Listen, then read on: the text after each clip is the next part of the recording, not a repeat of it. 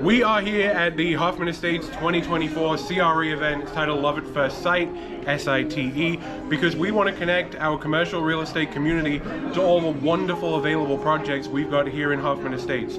So obviously, we all know that the world of commercial real estate can be deadly boring at times. So we're trying to have some fun. We got some games, we got a kissing booth, we got a fantastic panel presentation, and we're just so excited to meet some people and show everything what we got cooking here in Hoffman Estates. Folks, thank you all for joining us here at the Hoffman Estates 2024 CRE event. I'm going to have more to say later, but for now, please join me in welcoming to the podium the Mayor of Hoffman Estates, Bill McLeod.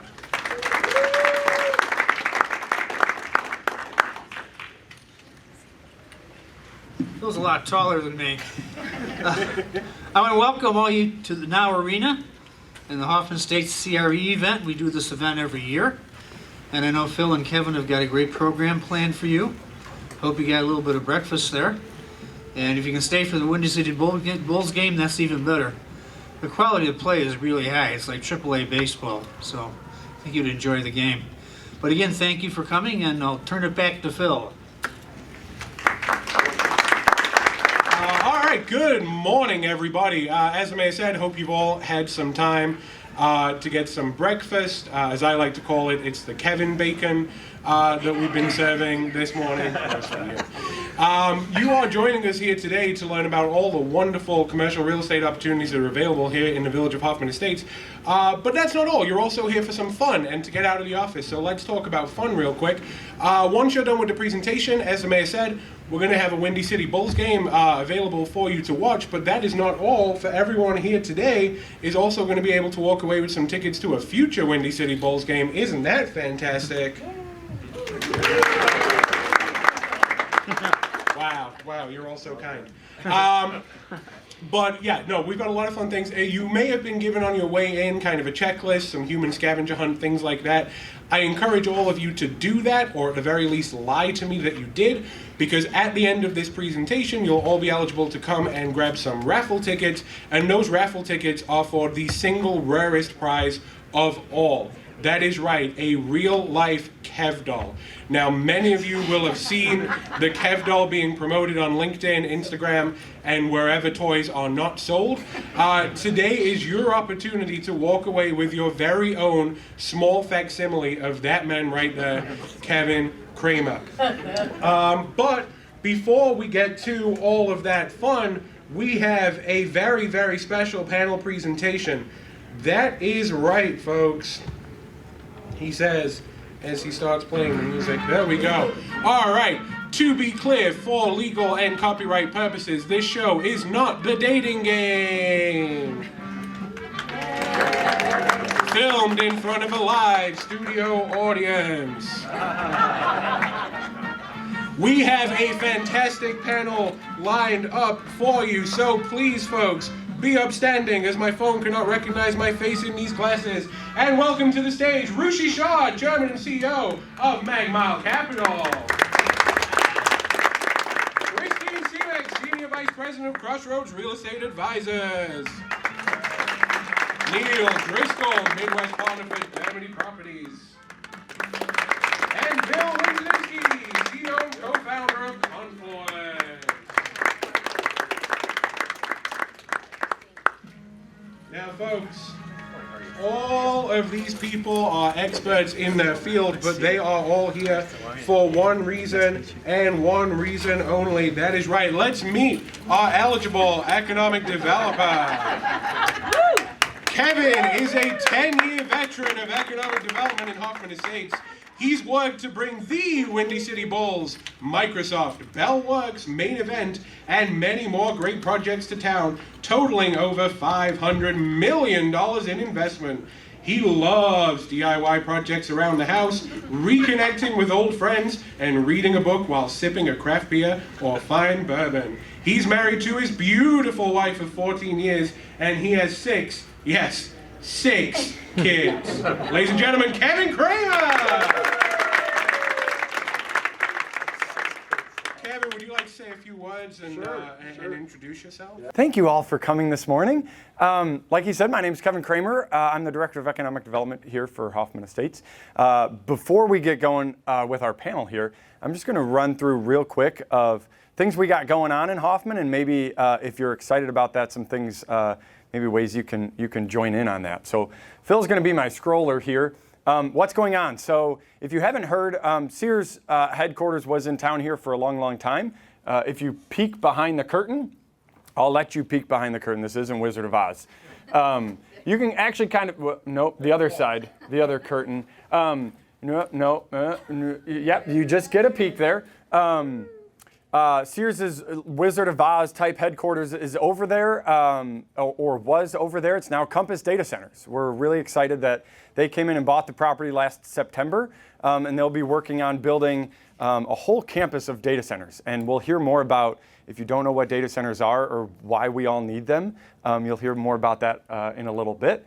So Compass is coming to town. We're really excited. We have fully jumped on the data center train. Microsoft, as you heard, is building in town now. Just last March, they bought another 40 acres to continue to build their campus there. So they'll have 2 buildings right now of 250,000 square feet, and we're expecting a third or maybe even fourth building to come over the next 4 or 5 years. We're pretty thrilled about that. That's a lot of construction jobs on site for that 5 to 6 years of the full build out, not to mention the jobs after. And then if you don't know, from a data center standpoint, great property tax, low services needed from the village's standpoint and the school standpoint, and good electricity tax revenue. So we're pretty excited for data centers. Bellworks, as mentioned, in the old AT&T property, that's inspired by Somerset Development, has purchased that, has redeveloped it. They're now in their starting their 5th year. They've got a lot of leases going in. You can see Fairgrounds there has done a full restaurant from coffee in the morning to cocktails at night. Definitely go check it out. It's when it was AT&T, you couldn't get in unless you worked there or had an appointment. Now you can go in, check it out. You can go sit and work there with the free Wi-Fi. You can get an office if you need a co-working space or a larger office space. They've got amenities up the wazoo. So go check it out. Meet somebody for coffee. Meet me for coffee there. I love getting coffee. So let me know. The other thing, the 90s Logistics Center, in terms of diversifying our tax base in Hoffman Estates here, we've got a new property that Brennan Investment Group just finished, and they're looking to lease up now. So if you know of somebody who needs 200,000 square feet right along I-90 and at Barrington Road, let me know and I can put you in touch with them. And then new multifamily is coming to town. So Seasons of Hoffman Estates just opened up in November and started leasing. They've got 2 buildings ready. The third will be coming online soon. It'll be 8 total buildings that they're working on this year, almost 300 units. And yeah, it's leasing up really good. We just took a tour of them. They're beautiful. As is this new Popeyes. This is a new format Popeyes. This was a deal. The village is always looking to make things happen. So this was in our TIF district that the village bought the land, tore down an old building that was there. We resold it to this franchisee that wanted to do a Popeyes. And now you can get chicken sandwiches in Hoffman Estates here. Teaser, I don't have it on here, but there's another Popeyes that's starting construction. So we'll be having a lot of chicken sandwiches. Come meet me for a chicken sandwich. I love chicken sandwiches.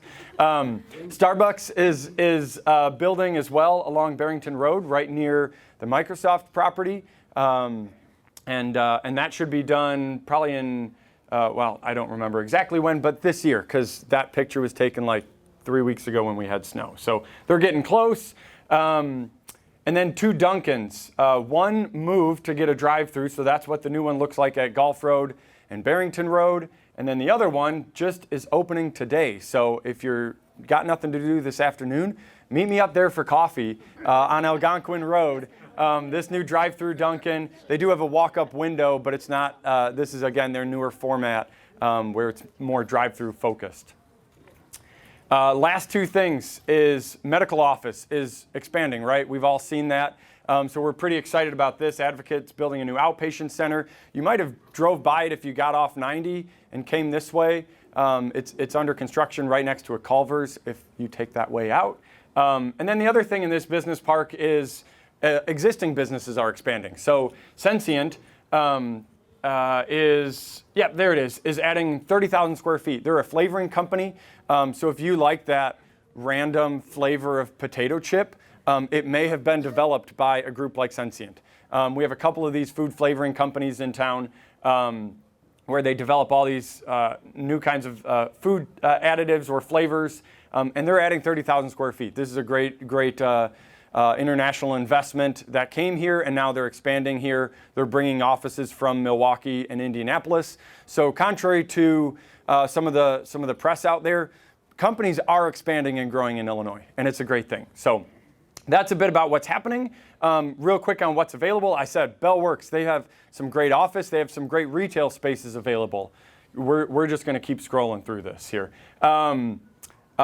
If you want to do some multifamily, look out that window. I don't have a great picture of it on here, but you'll see right at Beverly Road, there's 22 acres that the village has done a development agreement with the owner that says, we want at least 580 multifamily units on that site. You can't do less. We want density to help this whole area, to help the arena, to help our 13-acre park across the street, where, by the way, we have a really fun beer garden. If you want to come back on Thursday, Friday, Saturday, Sunday nights in the summer, I'll meet you there for a beer. And I may bring some of my 6 kids. We also have 25 acres here, just on the other side of the Target shopping center, for some more industrial, for some more multifamily, I think would be great on this site as well. We're going to keep scrolling down to Claim Jumper has a 12, almost 13,000 square foot space vacant right at 59 and 90 there. So if you know of somebody who needs a second generation restaurant, this is the Plum Farms property that the village has annexed in. That's the concept plan. It's a lot of different, whether it's multifamily, townhome, single family with commercial on the corner. And that's, if you look out that window again, kind of that corner over there at 59 and 72. Barrington Square Town Center, we'll hear a little bit more about it later, but they have some land available. They have some spaces available. Currently, this, at least from this picture, the land is under contract right now with a group who wants to do 600 multifamily units, Class A, really great looking stuff. And so that just, I think, makes that second generation restaurant space or some of the other spaces even more attractive if you know multifamily's coming in soon. And then lastly, we just created a new TIF district, kind of near Barrington Road and I-90 and some of our older industrial areas that we're seeing start to turn over. And we just kind of want to give it that little nudge to move some of those properties. We love the maker retailer, and that classic example is a brewery. I'm talking a lot about beer. Is a brewery where they're making in the back and selling in the front, right? Maker retailer type of stuff. So if you know of somebody like that, or a coffee roasting shop, or somebody who wants to do multifamily in this area, maybe some land assemblage and tear down, let me know. So, am I done talking? Okay. I'll sit down. For those brief remarks. Yeah. Thank you. Folks, Kevin is here to find love at first sight with all of our eligible panelists, or just one of them.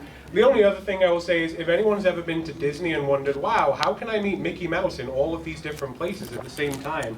We actually use that same magic with Kevin.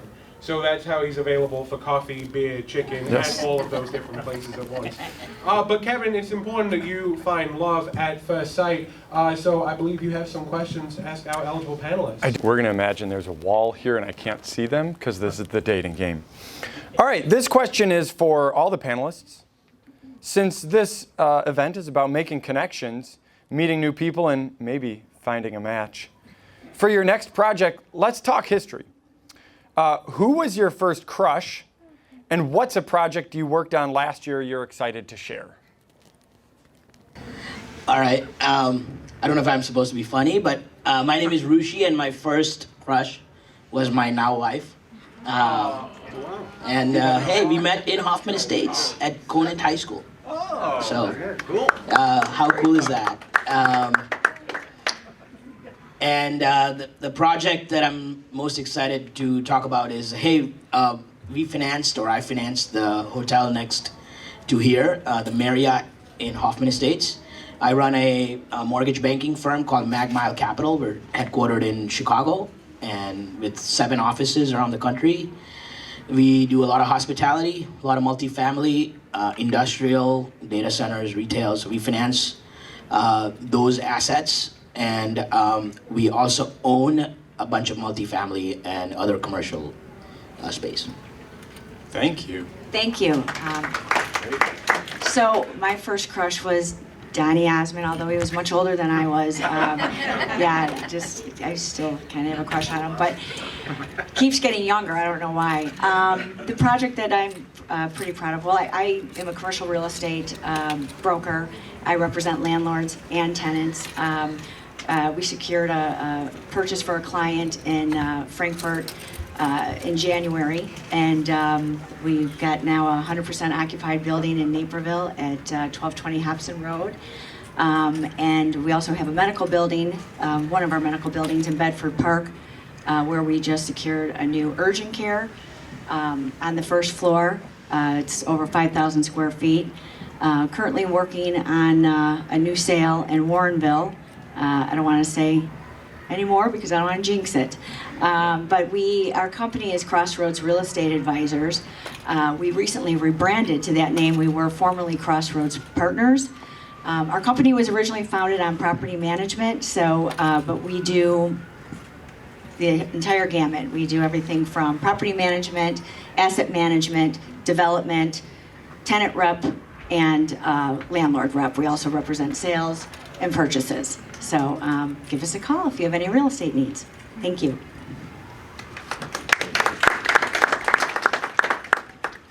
Good morning, everyone. My name is Neil Driscoll. I told Kevin I don't ever do panels when I don't know what we're talking about, and now I remind myself why. Typically. My first crush, I think, was an older woman. I was probably in 5th grade, and she was in 8th. Didn't work out. We'll move on. Sort of a highlight project for those of you who don't know, but we own the former Mary Kay building just around the corner from this location that last year we leased to Panasonic, a really cool technology center that they've created inside of that building. And then also last year I was a bit busy with the Allstate campus in Glenview at the other side of the community that we are redeveloping from an old office campus into a modern technology campus.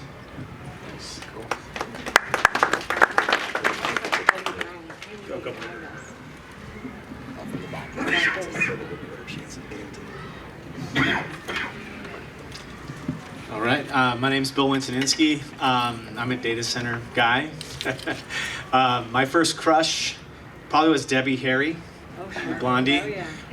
But my best crush is her right there, my wife right there. The project last year that I'm proud of, I helped T5 data centers acquire land in Hillsboro, Oregon to develop a data center in Hillsboro and help negotiate subsea landing, sub-Pacific fiber optic cable that goes under the Pacific Ocean.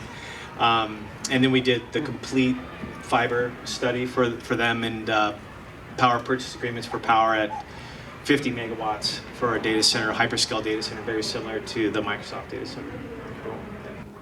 Great. Thank you. Neil, I like a developer with a reputation. And as a developer who's gained a reputation for industrial redevelopment, what are your biggest challenges finding and completing such projects? So I mentioned already last year, maybe even a year and a half ago, we started that Allstate redevelopment project in Glenview. I think, Kevin, you talked a lot about all the exciting stuff happening here in Hoffman Estates, lots of multifamily development, which is really critical. We're at a place with the office market across the entire country. You guys probably have read about this in the newspapers. There's this significant glut of vacant office space, and typically those land along large commercial corridors with other commercial uses, retail, etc.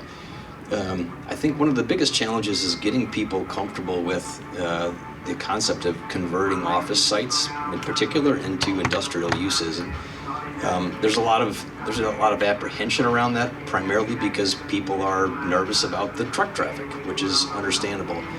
But we've done many studies, and we do this quite frankly across the whole country, that typically these industrial buildings outside of like the really heavy logistics uses or e-commerce uses, a lot of those actually have traffic counts that are approximately a third of what the office uses used to be. And the traffic in general is always a big concern. So I think the biggest challenge is like trying to demonstrate and get people comfortable with the idea that they shouldn't be afraid of industrial uses.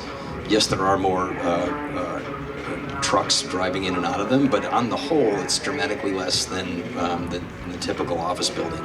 And so with this significant increase in vacancy of suburban office space and the reality that a lot of it is not going to be re-tenanted with office users, if you've already got lots of commercial opportunities in your community, you already have a lot of mixed use and multifamily, there has to be a sort of a recreation of those spaces into something new. And that's really our goal, is to try to find those opportunities where we can do stuff that is respectful of the adjacent neighbors in terms of use and quiet enjoyment, but also provide opportunities for economic development in areas that quite frankly are a bit saturated with office space.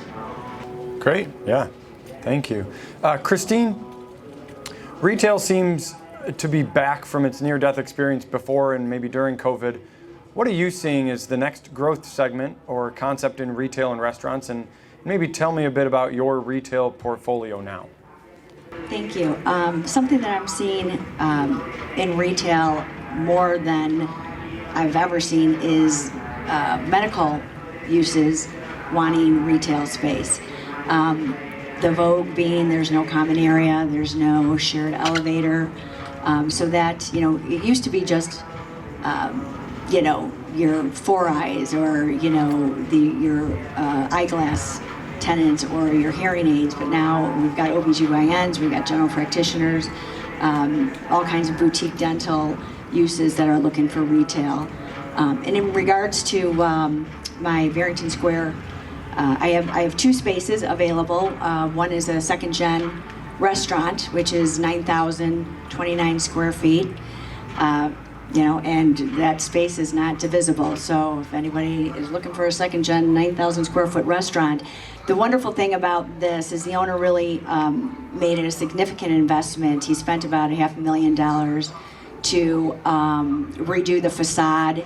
He installed a folding glass door system that opens up and leads to an outdoor patio, which can seat up to 122 guests. So that's significant. Barrington Square is really a family-friendly retail center, and we want to keep it that way. So we have had a lot of activity, but we didn't accept a lot of the uses. We're not looking for pole dancing, so that was a kibosh. But we've got some exciting things on the horizon, so we're just looking to hopefully close some of these deals. The other space I have is a former LabCorp space. It's 2,037 square feet, plenty of plumbing. Ideal for med spa, any type of, even medical practice. So come check it out. Great, thank you. Bill, I'm always looking to learn new things. Since you're a data center consultant, could you explain to me what a data center is and how does it impact a region or a municipality? Yeah. So how many here have been in a data center or know of a data center? Oh, quite a few. Data centers, it used to be, the first rule of data centers was you didn't talk about them, right? It was like Fight Club. You didn't talk about them. They were these nondescript buildings that you drive past and go, what the heck is going on in there?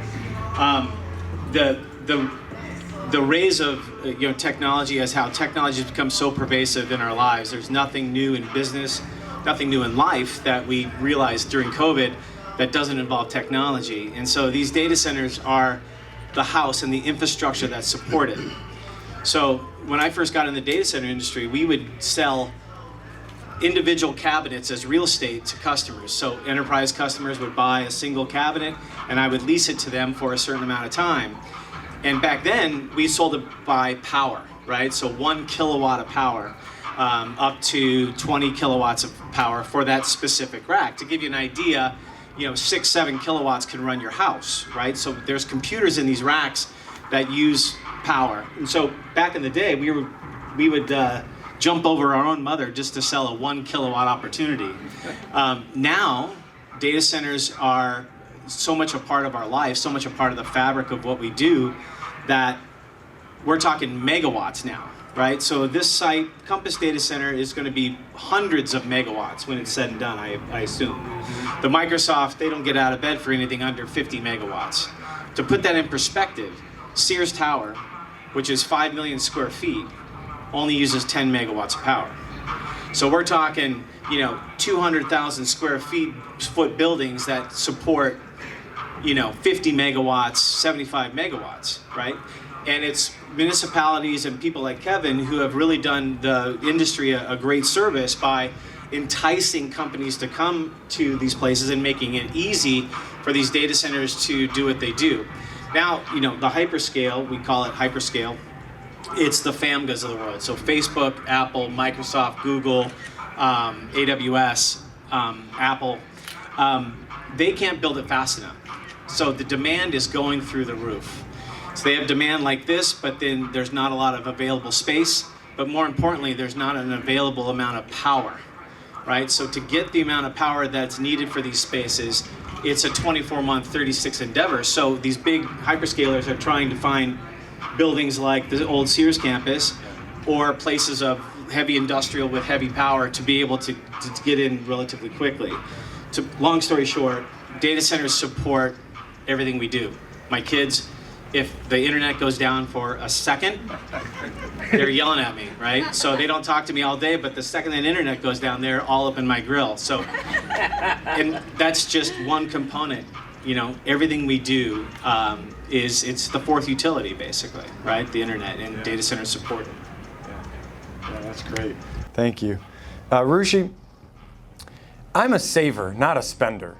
What sectors do you see investors like yourselves spending on in the next 12 months? And maybe give us some examples. What are you planning to invest in this year and why, and anything particular to the northwest suburbs that you're looking at? Give us some examples. Multifamily. 4.5 million units shortage in around the country. That's just a rudimentary number right now. The problem that we've had in the last 7 or 8 years of capital cycle is a lot of the money has gone to the Sunbelt states, or the Smile states as they call it, for the new development multifamily. So if you look at data for Florida, Texas, and all the states surrounding those states, there's been about 16 to 17% new multifamily deliveries. Whereas in Midwest, this counts Illinois, Kansas, Missouri, and the surrounding states. We've had 2.5% new multifamily units developed. So you can see the difference. And the population's not being lost that fast. So there's been some loss of population from Cook County, mainly people moving out of the city of Chicago into the suburbs. So that helps overall. I mean, that doesn't hurt overall demand for multifamily. What's interesting is there's a use case to be made for selective buildings for office to be converted to multifamily, as well as what's interesting is hotels are also in vogue, mainly branded hotels with Marriott, Hilton, the top 4, as we call it, Marriott, Hilton, Hyatt, and IHG flags. The reason why hotels are interesting is because hotels are entering into the multifamily space. If you guys look at the last 3 months, every major hotel brand has announced a intersection of a brand that looks like multifamily, but it's hotels. So the municipalities can actually tax on the hotels, as in, like the revenues there, the hotel tax. But it's actually targeting the multifamily population that don't want commitment. So you can stay for 3 months. We call it LOS, length of stay, average length of stay, has gone up from 7 days at a hotel to 35 days, just overall. So those are the two things we're investing in. Those are the two things we like. The tailwinds are helping the office going down. We're seeing investors ourselves competing with some industrial guys, but it's great. It's very healthy because not everywhere there's a fit for industrial. Not everywhere there's a fit for multifamily and hotel. Multifamily, the issue is that there's a lot of services that the cities need to provide, and so it can stress the systems. Yeah, great. Thank you for that. Christine, I like my alone time at the office just as much as anyone else, but the office sector has a 22.7% vacancy rate in the northwest suburbs, according to CoStar, and 30.3% in this Hoffman-Schaumburg market. Is there any office that is doing well these days, and if so, what and where and what type? And do you have any office product in your portfolio now, and what are you seeing from that? Yes, thank you, and you're spot on as far as the vacancy for the Class A's primarily. We're very successful with our low B, C buildings. We have a property in Bloomingdale on Lake Street, which as of yesterday, we are now 100% occupied, which I'm happy to report. One of our biggest users now are behavioral health specialists. We still have some, professional office in there as well. But our medical office buildings are doing great. It's the Class A buildings that are definitely the ones that we're, are being challenged on. So. Great. I'll go to Neil. Talk to us a little bit about industrial was the darling at the ball during COVID, and I think it's still a good sector, a good growth sector. Talk to us a little bit about what you see for that sector in the next 12 months here, and where you guys see Beyond Allstate maybe growing and tapping into some areas. So, as a result of COVID, there's this massive increase in demand for industrial pretty much across the country. And as a result of the demand, developers try to find opportunities to build buildings. But, an industrial building, like most others, takes, several quarters of time, year, plus to actually get a piece of property properly zoned, et cetera, and then built.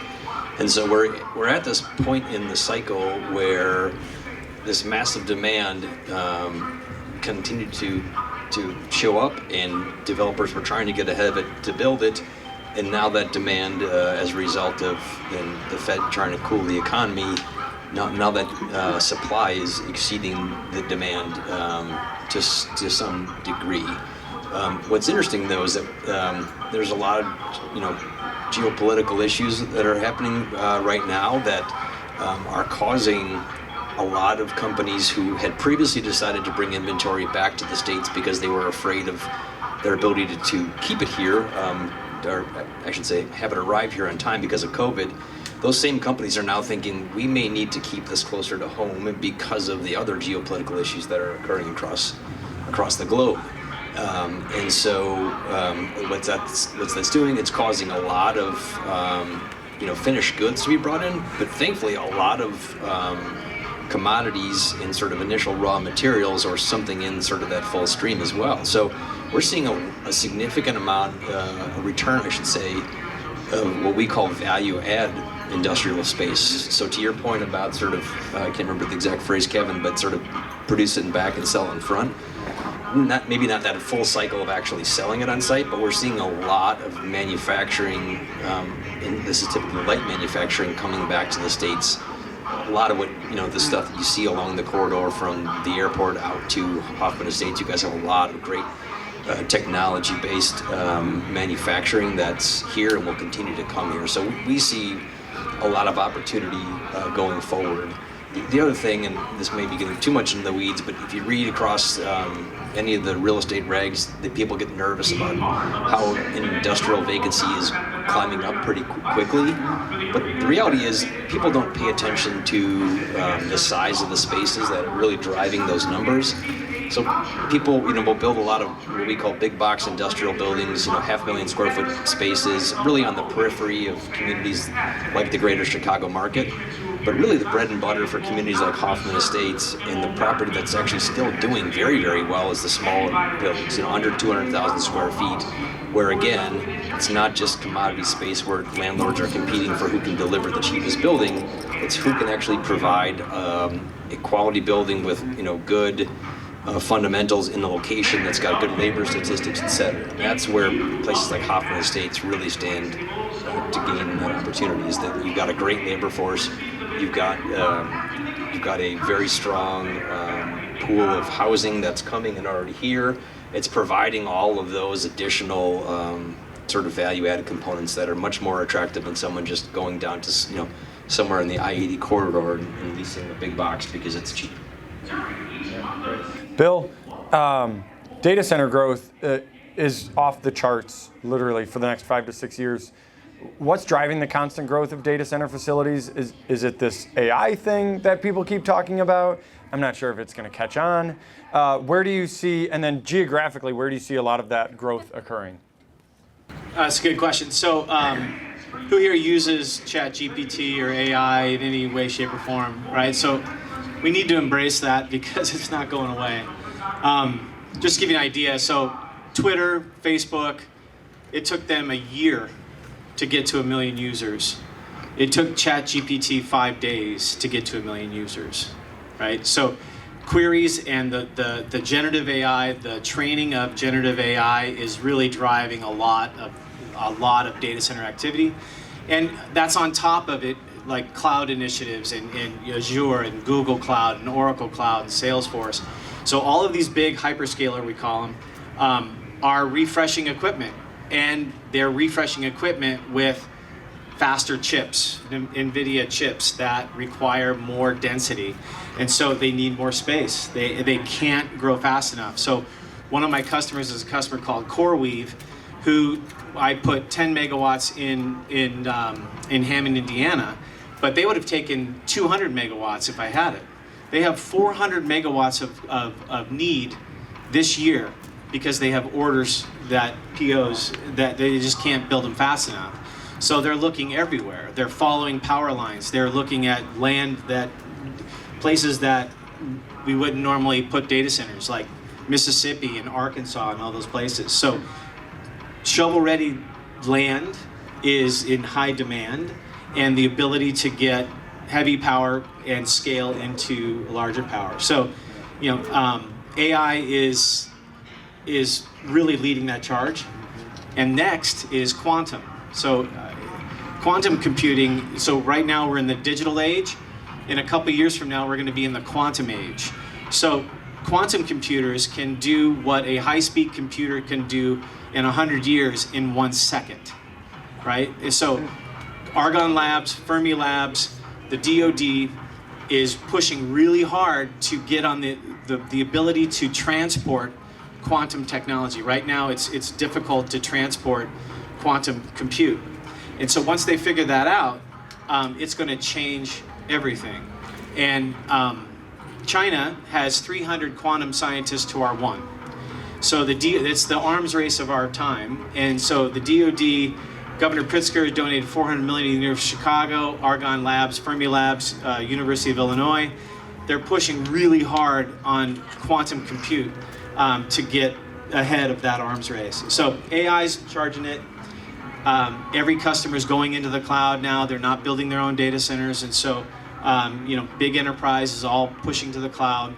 And that is spurring data center growth. And, the fact that we all stream everything. How many streaming services do we have? I have probably 7. 7. At Too least. many to watch all. Yeah. Right. But that's constantly going. My son will stream. He'll play his PlayStation. He's doing his homework, and he's chatting with his friends. Yeah. Like, just to give you an idea. So Taylor Swift, her concert in Dallas. So one concert, she used 40 terabytes of data in one concert, right? So all the kids are taking pictures and doing selfies and all this stuff. Just to give you an idea, 1 terabyte is 400,000 hours of video and 250,000 books in 1 second, right? They did 48. So we saw Taylor Swift twice. I'm, yeah, big Swiftie. But all I saw around me were people taking selfies, filming each other, chatting with it, you know, so it's here to stay. We have to embrace it, you know. All right, this will be the last question for all the panel. Maybe we'll start with Rushi and then come back down. Panelists, my degree is in urban planning, so I like to think ahead while still living in today.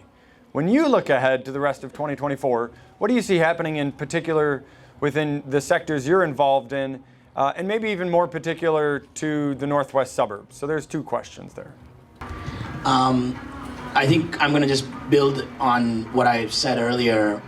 You're going to see more multifamily being built. Less people want to own the new generation, and we're going to see continued development of travel. Travel is back, and it's back in a big way. And with inflation and the type of landscape we're in, we're seeing a lot of hotel owners. It makes a lot of sense because you can price rooms overnight and you can change it. So we're seeing that. I'm working on a project in Carroll Stream and Bloomingdale where we're converting B and C office buildings to apartments.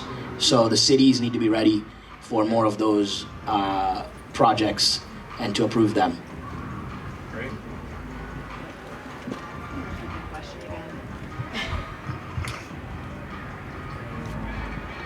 What do you see happening in your sectors that you're involved in 2024? Well, to your point, I do see that multifamily is going to bring a plethora of opportunities for, retail and, commercial real estate. Single story retail. People don't want to, again, get in those elevators. I'm really excited about what I think is going to be coming. I know that I'm always an optimist, but the multifamily residential is going to open up a lot of doors in so many ways. I don't do much in the city anymore because I don't have to.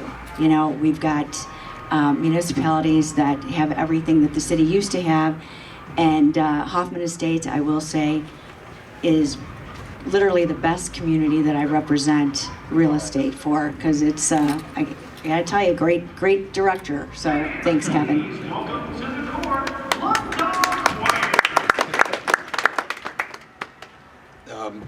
So I think specifically for the industrial market, as I mentioned,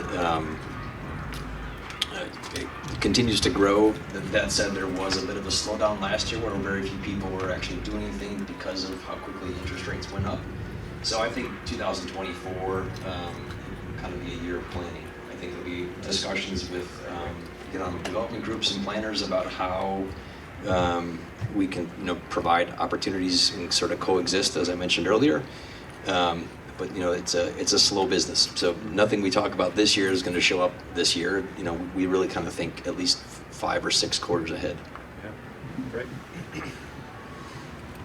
First, I wanted to thank you for having me and thank the mayor and your team for having me and setting this up. It's been a lot of fun.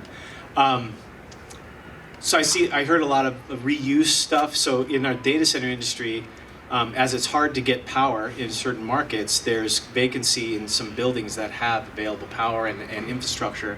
So a lot of test and development, a lot of research. I'm working with owners to try to repurpose those spaces for technology type of applications, because a lot of these buildings have a critical mass or a lot of fiber optic cable coming into the building. They've got some semblance of power in multiple ways we can put it together, and then we could build a small kind of retail data center in that space. And lastly, we hear stories about heavy power, and we hear a lot of negative connotations around data centers in some markets. But I'm here to tell you that the space really doesn't have a very good lobbyist, and we are working very hard to try to decrease our carbon footprint and to really make these places as efficient as they possibly can be. Immersion cooling, new ways of using ambient air to cool these data centers and remove the heat. That is a huge push. And the last thing that we're doing is taking stranded capacity and using software defined to be able to shift power requirements from one region to the next, sort of following the moon, as it were. So if there's power available in Singapore, we can software define and move that compute to Singapore at night. And so it's cooler and it's easier, more efficient to run that data center at night than it is during the daytime. Same like Phoenix as well in some hot states. And then up here in the Midwest and northern states, we're using ambient air to cool the data center. So it's pretty cool. Great. That is cool. Yeah. Okay, is it time? It is time. Cool. Well, firstly, thank you to all of our panelists. Please give them a round of applause. Christina, I want to thank you specifically for that nice comment about Hoffman Estates. Oh, thank you.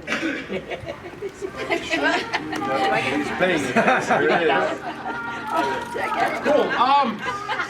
So, as we noted, this, for legal reasons, is not the dating game, and as such, Kevin, Yeah. it's time to give a rose to who you fell in love with. This is a tough one.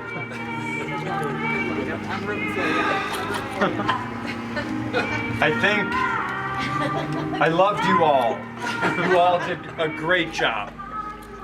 But I think because my wife is here, I'm going to give the rose to my wife.